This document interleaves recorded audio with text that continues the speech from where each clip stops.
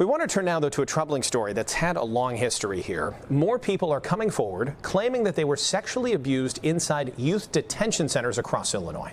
Additional lawsuits filed this week now bring the total to more than 900 people in Illinois, claiming staff at these facilities sexually abused them and coerced them to stay silent.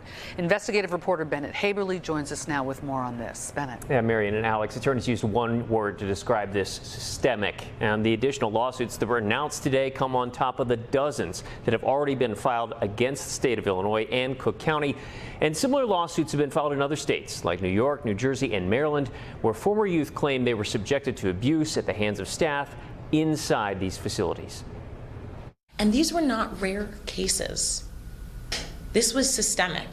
Attorneys representing former youth at state or county-run juvenile detention centers say employees there sexually abused their clients, a practice they say went on for years, and that in these lawsuits they claim the state allowed or failed to prevent. I was sexually assaulted by 3 officers throughout my time in the juvenile correctional system in the state of Illinois.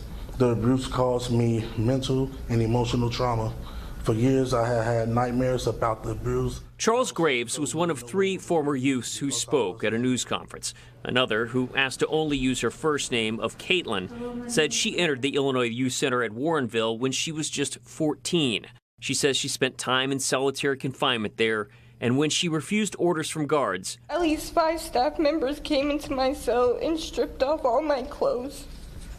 I remember a 300-pound male staff member sitting on top of my naked body, forcing me to lay on the ground.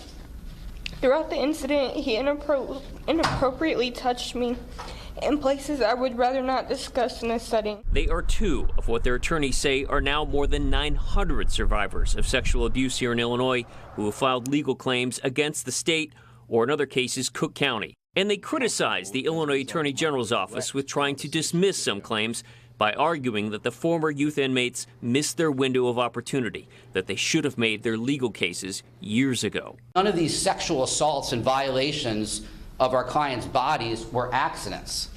So don't take an outrageous and callous and insensitive legal position and say that these people should have come forward before turning age 19.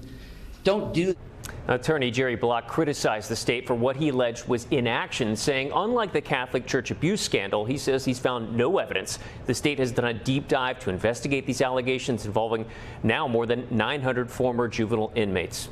By the way, we have not heard back from the Illinois Attorney General's office or the governor's office. The State Department of Juvenile Justice did issue a statement saying they're aware of these lawsuits. They can't comment on what they call active litigation, but that all the allegations of staff misconduct are immediately and thoroughly investigated, and that staff there undergo background checks and training. One of the survivors, by the way, told us that he would like to see outside agencies other than the Department of Juvenile Justice or the Attorney General's office investigate these matters. I'm sure we haven't heard the end of this. Right.